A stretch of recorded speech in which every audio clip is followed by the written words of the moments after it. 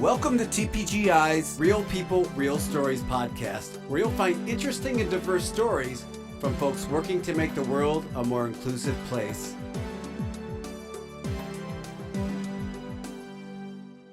Hey, welcome to Real People, Real Stories podcast, brought to you by TPGI. I'm your host, Mark Miller, thanking you for helping us keep it accessible.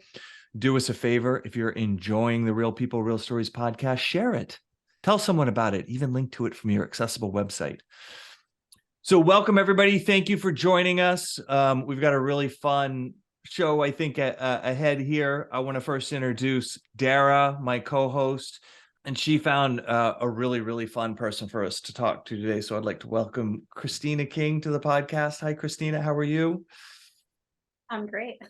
You're great? Perfect. I'm great. Yeah. So that's good. It's good to establish that we're all great. The first thing I wanted, can you just, you kind of have this, I'm just going to call it like a really fun idea for fundraising that you came up with. And I think that that's what Dara is the reason she reached out to you, because it was just so quirky and cool and fun and all that. Can you tell us a little bit about why you're trying to raise funds, and then the way that you do it, this really fun way that you do it? Yeah, absolutely. So I have met Rachel Mackenzlee, I think it was probably a little over 2 years ago. Mm-hmm. And she had come to me from another ocularist. And usually when you're with an ocularist, you're kind of like married to them because you develop like this amazing bond with them. You share their story, their life. And so she was really nerve-wracked to leave her ocularist. And especially for someone who's like younger and maybe not as like knowledgeable, she wasn't sure. And so she came to me and we made an eye. She was amazing because I had someone running late that day, and she waited like 3 hours because the person was 3 hours late. Go figure. So she hung around, and after we met and I made her an eye, she said she was like from a One-Eyed and Wonderful. And I said, oh my gosh, didn't you have blonde hair? And we're just kind of like discussing all this stuff. And we had all these common interests. I'm into plants and like tattoos and all sorts of stuff. And she kind of had the same interest. So we kept talking, and she said, I'd really like a fun eye, but she's like, I'm nervous. She wanted like a gold iris. So I literally got like 24 karat gold flakes and I laid it out. And I made her first gold eye. I just made it because I didn't know if I should be charging or what. I just was like, this could be really cool to just see in someone's socket. And I'm like here for that. And she got it, and she kind of was like, I wish I went like full gold, or I wish I like did something bigger. So we started developing all these different eyes and designs and like really getting into it. And eventually it's obviously caught on with social media. People are seeing her post, which leads them back to me, and which led to this little girl, Gracie, last summer, and she wanted an eye. And at that time, I think I was charging like, I don't know, like 300 or something, way under rate, because most eyes, well, let's talk about price. They're usually like, I don't know, $4,000 to, I've heard as much as 10,000. I think ours through insurance are like between 5,000 and 6,000. Insurance does not always pay that, but that's what we charge. And of course I always have cash prices for people who just can't afford it. I'm like a bleeding heart, so I can't help it.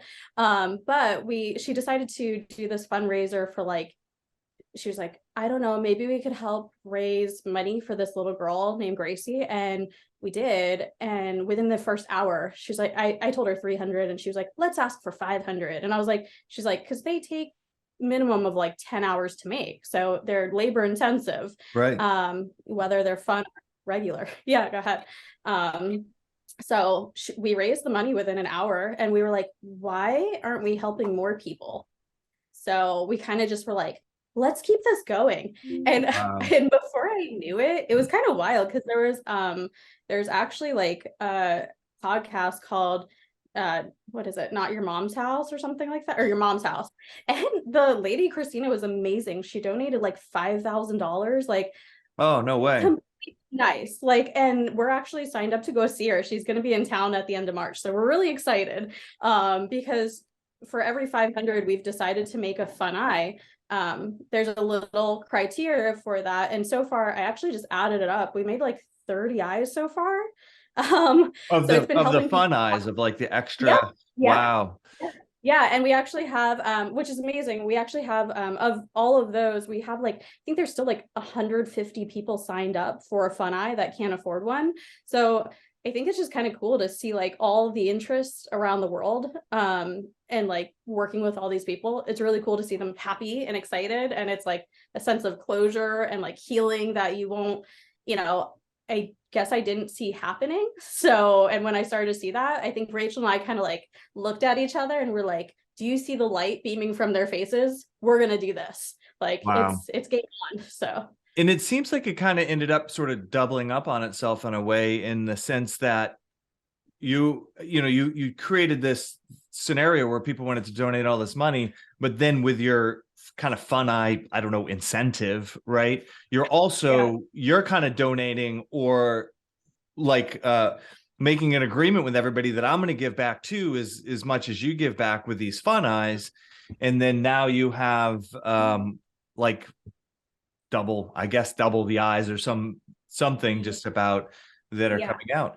So do people, like, how many people are they excited about these Fun Eyes? They're wearing these Fun Eyes. Do they wear them all the time? Do they wear them when they go out? Like, how does that work? So the most depressing is when like I make them, if they're in office, they happen to come in for a normal eye. I've gotten a lot more bookings where it's like, we want to come in for our normal eye, which is paid through insurance, but then we also want to get a separate Fun Eye. Could we sign up at the same time? And so we're booking like doubles kind of. So, and there's also people that will like write me and say, we want a Fun Eye. They'll schedule to come out, or, you know, or give me their eye to copy, because that's all I need. And they don't even know what they want. So it's just the idea of Christina's making this. I don't care what she makes. I'm gonna rock her design. Yeah. So, and I've also gotten like some creative freedom on a few of them. So I'm really excited for that. So they're like, well, this is kind of what we're into, and this is what we like. So it's like a tattoo artist, but for your eyeball. Yeah, I was gonna say that it's like you're an artist, and people want your creation as much as they just want something new, which has got to feel fantastic, right? Yeah, oh, it definitely does. But well, the sad part is when they like get their normal eye and then they end up going, we're not wearing it. Like, sorry, you spent 15 hours making this. We like the Fun Eyes. And they Fun like Eye's more fun. That's why you wear the Fun Eye. Yeah. Well, and they get to choose when people know that they have a fake eye. So I was like, this is kind of great. Yeah. Well, and I wanted to ask, so I've seen a bit of a clips on your TikTok of you making them a bit. So could you walk us through the process of making, say, let's talk about like the sparkly one you made for Rachel Mackenzlee with all of the little crystals in it. Can you talk through the process of how that eye gets made? What goes into that 10 hours? So the process starts with molding the eye, which I grabbed a few things. I thought this would come up. I will have usually a wax shape, depending on whatever shape their eye is, or their existing eye that I can copy if it fits well. And then that actually goes into a 2-part mold. And I pack that with white plastic, and I grind it all down. And I actually do multiple layers. That's why I think it like gets very blingy looking. In fact, when I gave her really Swarovski crystal one, I said, careful, because it was like the sun was going down. I was like, do not stare at that rear view mirror while you're driving home, because you will crash. Because even in our room, it was like reflecting everywhere. So it was really fun to watch. And she goes, no way. So what I do is I'll grind it down to the white layer. Recently I've been using, actually it's like a nail flake, and it's like an iridescent color. So I'll go all the way to the edges, because I think it's important to like fill the entire space. And I have one here that I'm working on. And it actually, they're really sparkly. So I'll layer it, and I'll do a second coat where I'll cut it down kind of like halfway after I do the first layer.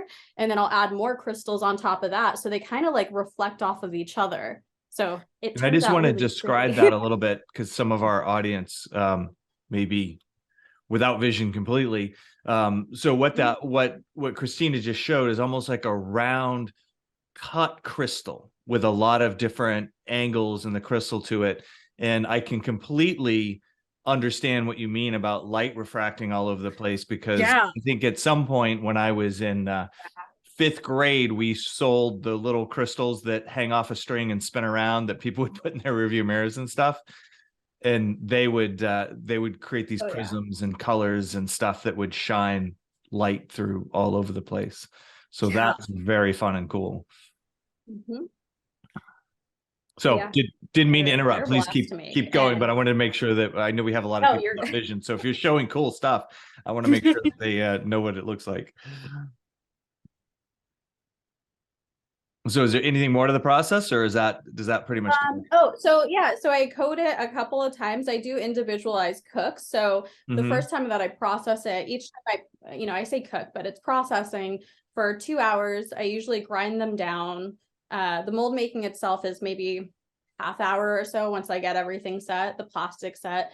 Then it's a 2-hour process to cook, another half hour to grind down and prep for another painting. So if it requires double the painting or layers, I do it again. So that adds, 4, 8, it just adds up. And going, then if I'm physically painting, which I'm in front of my painting table now, it could be an hour to 2 hours. I've spent 3 to 4 hours painting. And then it processes again. And then so that's another 2 hours and I grind it down. And then there's like the final little adjustments, which could take up to an hour. So it adds up. It definitely does. So, and the fun eyes are done on top of normal work. So yeah. So it's almost like this cycle of how they get made, basically, where you're going through similar steps over and over until there's a finished product. It's like making a katana, right? Like just keep folding the metal until you're done, right? Yeah, tons of time. Eventually, it'll come to. Yeah, exactly. So this is what I'm really wondering about, right? Because I've got this image in my head of these people now walking around with one eye that is just like nuts, right? Like something that you've never seen before. Do your I don't know, what do you call them? Patients, clients? Clients. I don't like patients. Yeah. They've dealt with the doctors already. What's that? Yeah. I said they've dealt with doctors already. I'm like, no, they're clients. We end up being friends. Usually. Friends. That's it. So do your patient/client/friends, do they come back and like tell you stories of what it's like when they walk around, they go to the mall, or they, filling up their gas tank, they're going out to dinner with the fun eye, like what kind of reactions and what do people do? They get, between the actual reactions from the clients themselves and then the online community is crazy. The actual, like Rachel will come back and be like, I just went to Target and she goes, this lady stops me and goes, you're the girl. Like, oh my God, you're wearing your Swarovski crystal eye. Or oh my gosh, she was recognized. They know her. And then, or they'll go through our coffee shop. Oh my gosh, one of the local coffee shops. And they're like, quick, come here. And they'll like pull everyone aside and be like, look, it's Rachel. It's Rachel. Like they know. Or like the little kids that I feature, they're definitely like spotted, so it's kind of interesting. Or, I mean, and then there's also like the social media aspect where like it'll take on a life of its own. Like I just featured like a gold eye that had a diamond in it, like right in the center. And like one of the biggest comments were like Illuminati. And you're like, what? Oh, like, well, and it goes to Illuminati because at the top of the eye, what you don't see is it's a triangle and an eyeball, but then there's a circle. And like, it was just like, you don't see the most of it. You just see the triangle and the eye. And he didn't ask for it. I just was like, I don't know. Let me put a symbol up top so he knows where the top is. But it took on a whole new life. That's and and they're like, that man is gonna get his eyeball stolen from him. And I'm like, it's like a $40 diamond. It's nothing big. Right. And hopefully if it's stolen, it's like out of his house while he's at work and not directly out of his eye. Unfortunately, they would be like, oh, he's going to get robbed for his eyeball. I hope not. That would be awful. Yeah, social media comments are an experience. They are. And I feel like you should almost collect the stories. Like you've got to have so many stories that come up, and there's got to be stories you don't even hear. Part of your social media should just be like how the public reacts to these eyes, because it's Well, yeah, I'm actually working on that. I have a conference coming up with a whole bunch of one-eyed members, but the bigger thing that I'm featuring is I'm getting two 16-inch eyeballs in diameter that are like these hyper realistic eyeballs. So I'm actually going to do kind of a spoof of like Between Two Ferns, but it's going to be called Right Between the Eyes. Oh, So that's two good. eyeballs, and I get to Yeah, do a Q&A with, the clients, or I'm going that's to a bring great idea. doctors in, and like we can address like either the stories, how they lost their eye, like all sorts of stuff, which I think it's going to be really cool to like have a place to check out. And also for people also going through like eye loss, like a place to, check back like how eyes are made or how things are done, or like just to know a little bit of the process before they get into it. So yeah. What really Yeah. strikes me about just your whole story here, Christina, is that you've taken something like nobody wants to lose an eye. That's a negative thing that if you ask anybody, they'd be like, yeah, I'd rather keep it. Thank you. And you've turned it around into something not just fun, but something that is like unique, almost. I don't know if the word advantage is right, but just something that is Yeah. unique and expressive that a person who only has one eye can now do. And that can be like, they can be individual instead of looking at that as like, oh, I lost an eye and I'm just going to replace it and try to They're look. in their own little class. They're on their own little Their own class, and it's cool club. Yeah, that's it. it's cool club, right? It's beyond can you give me a replacement so that I look normal, like so I fit into the societal kind of norm of having two eyes, right? To I'm going to take it one step above that, and I'm actually going to look cool, right? I'm gonna do something that's Yes. is even. So I think it's just, and I know that that's not what you set out to do, but based on your fun personality and the heart that you had that created and that followed this path, starting with that one kid that you were talking about, that's what came out of it, right? Which is an interesting thing in and of itself, that it doesn't have to be an idea you bring to fruition. It can be you just following your personality and who you are and your instincts and what seems right, and it blows up into this amazing thing. I just love it. I just love the way it's kind of the ultimate negative into a positive story, and it's in the funnest way, right? Not like, oh, this is a positive, but it's just fun. It's nothing but pure fun and glitz and glamour, and you've got the people are turning into celebrities. You're turning into a celebrity, in the funnest sense of all that, and I just think it's wonderful. Yeah, one thing go ahead. Sorry, cut you off. Oh, you go first, and then I'll ask something. I was gonna say the coolest part. Not only are they like doing these eyes, not only are they fun, it's like super therapeutic. So another thing I like to do is I go with my friend Sarah, who's a therapist, and I like to like go to some of the therapy classes where they teach and just see like what makes someone feel good about themselves. So in a way, I kind of bring that into my own situation, because most people that lose their eye, whether they realize it or not, they've been through trauma, because the removal itself, especially between COVID and like everyone having their, faces covered, you're looking at your eyes. And ultimately that's, you make like eye contact with people. So it's really hard for someone who either like has had an eye or an eye that hasn't fit well or look good, because they're with whatever eye they get, they have it for like 5 years before they're approved for another one. It's just nice for them to feel good about it too. Eyes are so important. It's the first thing you wake up, you look in the mirror, the first thing people look at when they look at you. So if you feel good about it and you could put that out, it's really nice to see that as like a confidence booster too. So it's been really cool to see that like come through. And also when I happen to get people like Rachel Mackenzlee and like Miss Sunshine together. We did that in October. I saw this really cool like bonding that they had between each other.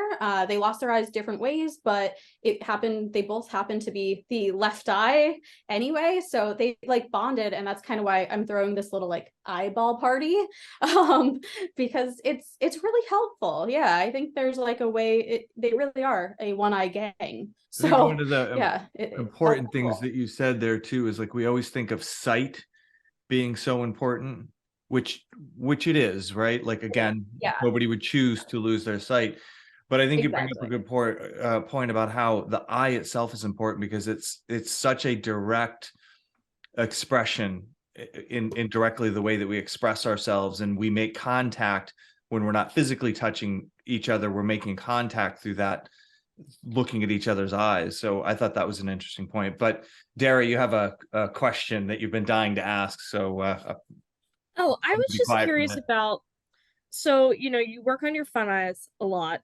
You also, of course, have the rest of your business with the more like the realistic eyes. And I wanted to talk about a bit about what it's like to paint them. I have a bit of an art background, so I'm very interested in how you make them look so realistic, but also, what how people interact with those. Are they surprised at how realistic they look when they have them in? Like, I just want to hear a bit more about that. Yeah. I trained under a few different people, and the last person I trained under, who was Fred Harwin, I moved to Portland basically to reevaluate my skills and obtain better ones. And so to do that, 9 years in is really hard. I essentially dropped everything I knew as far as technique went and relearned how I was painting and how I was even going about my fitting processes. I retrained myself completely. So I think I pushed myself to a limit where I saw where he was, like his skill level. And I was like, I need to be above that. I need to figure out ways to get better results or better, ways to, just to show it. But yeah, my processing for that, it's been amazing. I played around with technology a little. I think it really is just doing the time and putting time into painting and learning how to develop color. I do teach color theory with the oculars too. We all are working together to make better products, obviously. But I think it really helps to have a good understanding of color theory, how colors come out, because it's not just putting a color down, it's thinking about their lighting, or if they have a pupil.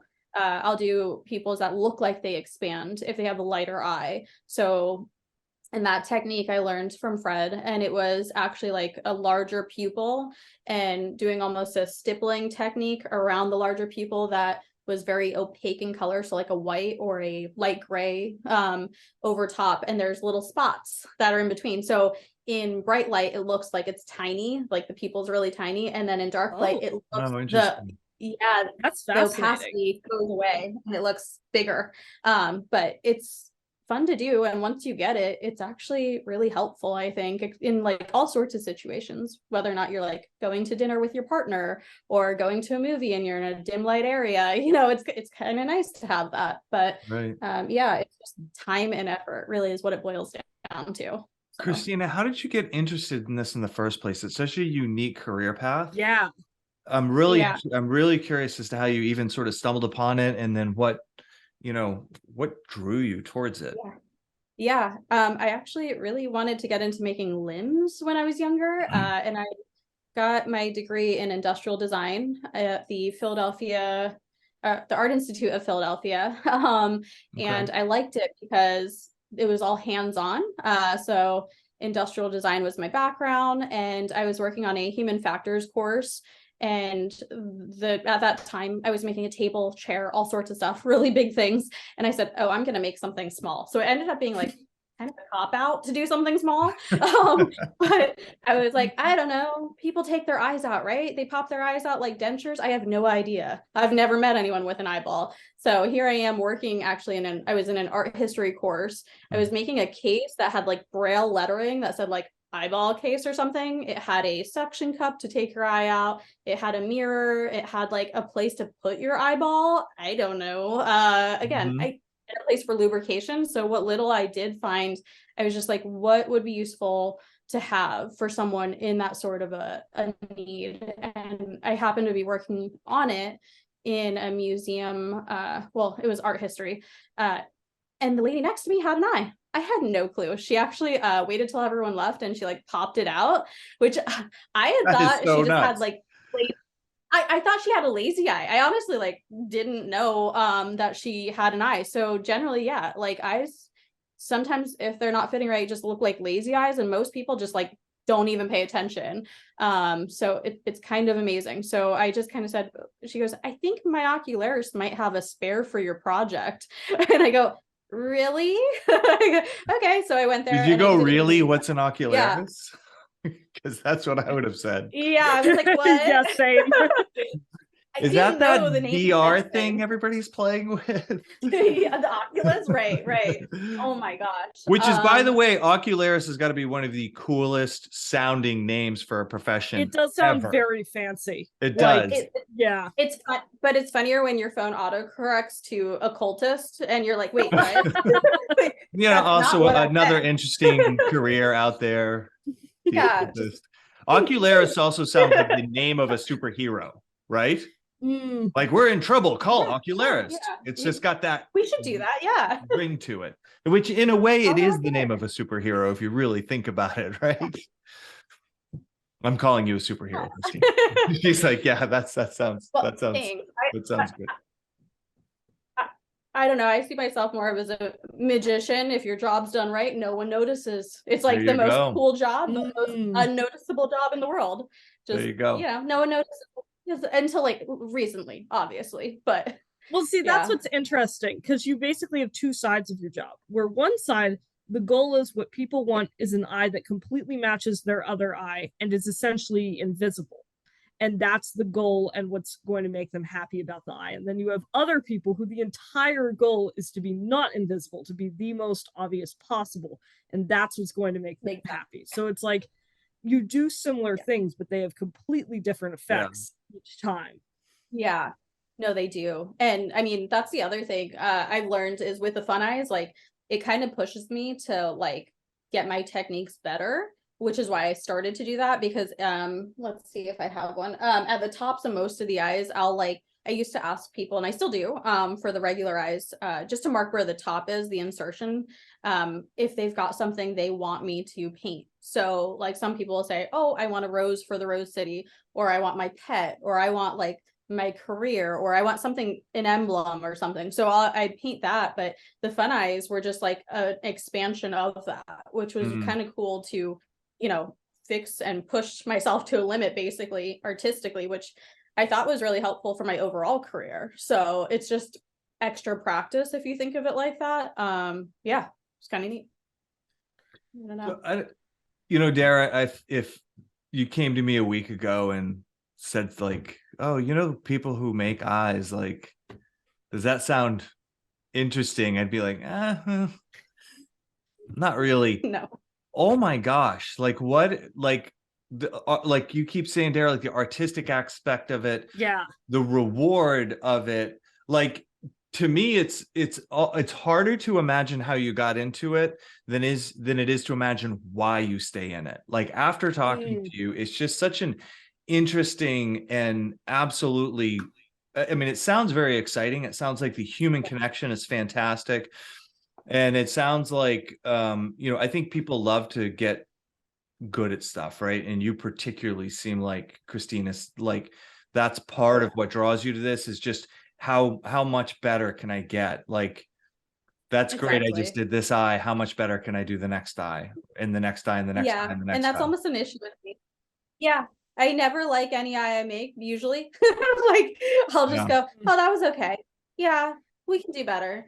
Like, it's really sad. And everyone else is like, usually when I give an eye, they'll say, they'll be, inspecting it and saying, oh, this is cool. Well, did you see this thing? Or they'll see a photo after. I usually photo before and after, and I'll show them with my camera, and they'll go, oh, yeah, the prosthetic looks really good. and I'll go, that's your real eye. And they go, oh, we thought that was the prosthetic. Oh, our good eye needs that's got to be or so something. cool when that happens. Yeah. And I Oh, think yeah. that Oh, yeah. people who are perfectionists and people who get really good at their job are probably because of how critical they are of themselves. So, you know, I don't think that's, I think that that's just a good quality is all I would call it. I wouldn't, you know, it doesn't seem like it's really a problem. It's made you hugely successful. So what are the technical questions or just curiosity, like not knowing this world of people who use, you know, who need an eye like this? Yeah. You mentioned something earlier about fit, right? And you said if the fit is right, which conceptually kind of makes sense. But am I right in assuming that if you have an eye that fits really well, it tracks with the other eye? So when you look left or right, that the fake eye, placement eye, however you say that, is tracking with it? Or does it not do that? So the tracking is in correlation to like whether a surgeon, if they've had like a trauma of how they've lost their eye, if the muscles were reattached, if they've had the eye removed, because we fit over both. There's somewhere you fit over where their eye is still there. So there's been no muscle reattachment. Sometimes it's shrunken. And then recently I just made one for a lady named Chelsea, which is on my social media, and she has a very full globe. So hers was challenging in particularly because it was almost as open as her regular eye. So adding any material to it, I think hers measured in like a 0.5 millimeter thick or less in certain points, very, very thin. And we have to paint in between those layers too. So it's very, very thin. But if someone has their eye removed, what I'm going to hold up is they used to be like little coral implants, and this is just plastic. And there's little tiny like places where a muscle can grow into. Oh, I see. It's like deeply sort of textured.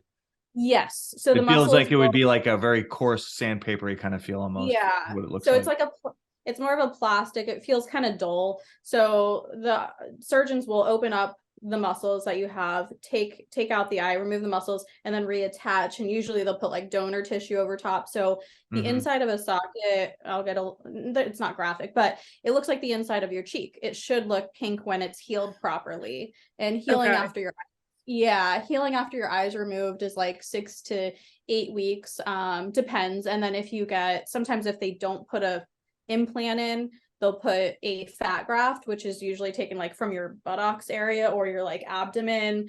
And that can take up to 6 months to heal. So I can't imagine being without, an eye for that long. That's a really long time.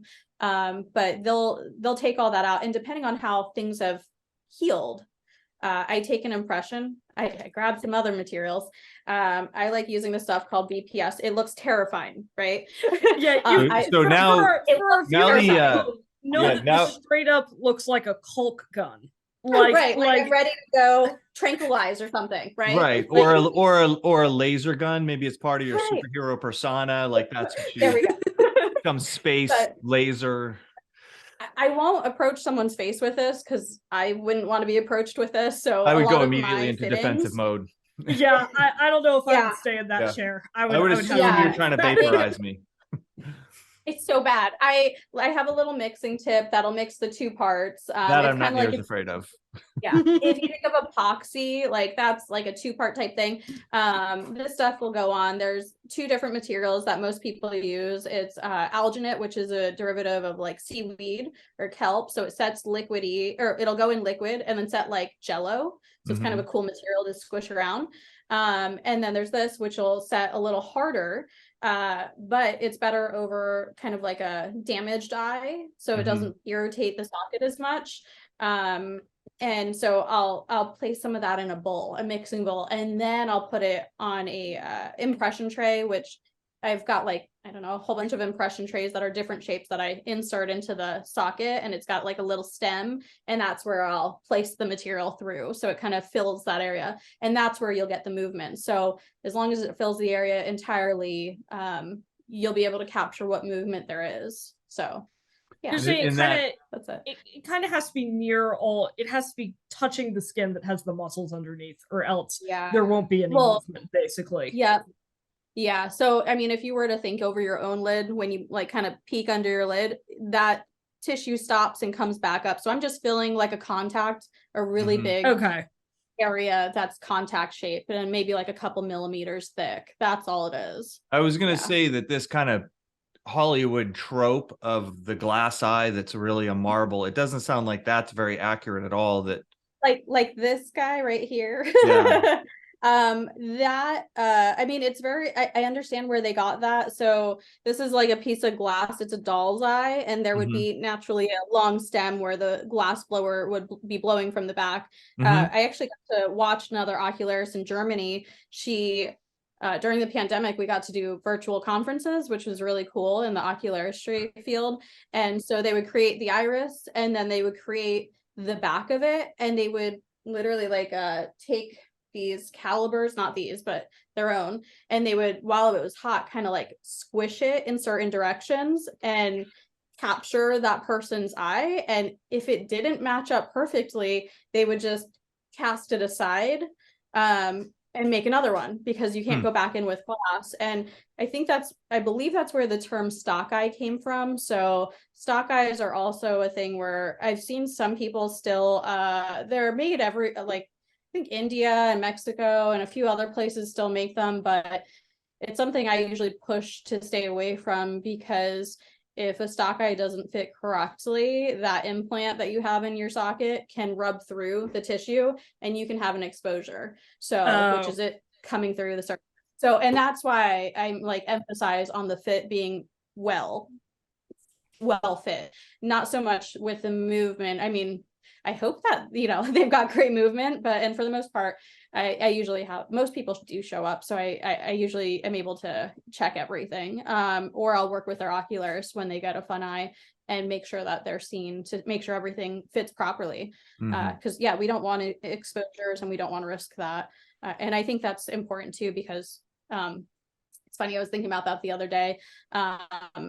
Someone said, well, couldn't you just ship something out? Couldn't you just make something, And I go, no, I can't do a prefabbed one, because if it rubs, that could lead to so many problems. And also being board certified, you gotta watch all that, because there's making eyes, and there's doing a good job.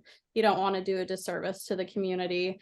And So is what I'm hearing that in the US, there was a time when they were more like circular and marble-like, and then they became this idea of doing them more like flat concave, or have they always been more of the concave like ones like you make? I think they've always been concave. I think that's just Hollywood making them circular. I don't know why. It just, and some people come in and their loved ones come in and go, well, we thought you were just going to give them a ball. What happened? I mean, I see where people get that impression, because I could think like even a couple years ago in like Avengers Endgame, there you see, or maybe that was, that's Infinity War. You see, it's an orb. An orb, but also if you've noticed during the Infinity War, I forget which one exactly, one of the Avengers, the father, it was what is the Black Panther, the father in that is actually wearing a prosthetic eye. I remember watching that in theater. When it goes to like the scene where he's like kind of like passed along and dead, that's been interesting, because like I looked at my partner and I go, do you see he's wearing a prosthetic eye? That they could not have just paid someone to make him a better eye. Are you kidding me? With all these visual effects, I'm like, get the poor man a better eye. But anytime there's eyes in a movie, I get hit up all the time. So, my coworker sent me a note. She says the role for the eyeballs was for dramatic effect. I was like, this is very true. Go ahead. I was just gonna say, I'm very glad to have that trope cleared up, by the way. Like literally, as a layperson, this concept of sort of an initial implant that you're putting something over the top of, and that it's not just a round, oblong marble or something that you're sticking in there. Like I would have made a fool of myself before this conversation. in what I know. So I think Yeah, I appreciate having that all cleared up.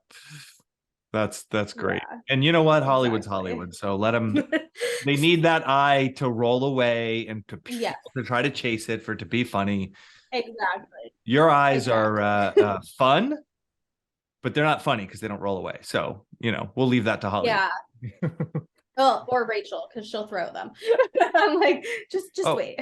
beaming somebody with your eyeball just sounds like fun, no matter what shape it is. That's fine. Yeah, absolutely. Little kids love doing that. Little kids usually will Wait, pluck really? their eyeballs and like chuck them, or the best is they'll take them out, they'll chuck them, or they'll bite them, or something weird. Oh my gosh, little kids are funny. Yeah. Well, listen, this conversation has been incredibly fun. And like I said, I would never have predicted that a conversation with what I now know is called an ocularist. Did I say that right? Yes, you did. What's that? Swedish? Would be so much fun. So thank you for such a fun conversation. Thank you for enlightening us. This is what we love about this podcast is we learn so much. And we've learned a couple of our preconceptions here are completely wrong, from the shape of an eye that you would make to just how exciting and fun and artistic your career is and can be. And I think it's just amazing how you've stretched the boundaries of what you do in a way that's just touched other people in the way that has. And so kudos to you for that. Anything that you didn't bring up or that we didn't say or that you feel like you should re-emphasize before we part ways? No, I think we covered like a lot of bases. I think that was really informative, actually. I think, yeah. Well, maybe did you learn anything, Christina, or was it just I think Dara and I did all the learning for everyone, if I had to guess.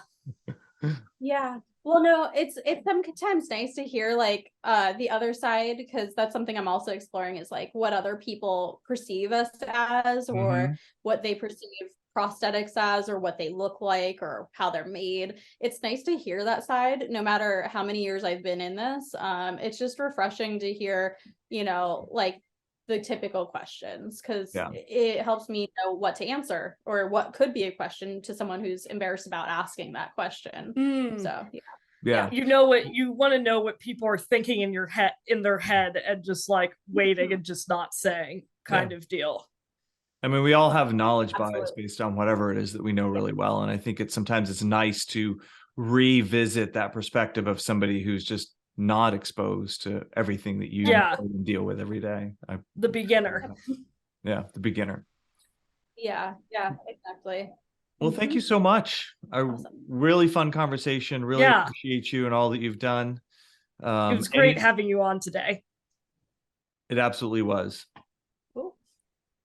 Well, this is Mark Miller thanking Christina and Dara and reminding you all to keep it accessible. This podcast has been brought to you by TPGI, the experts in digital accessibility. Stay tuned for more Real People, Real Stories podcasts coming soon.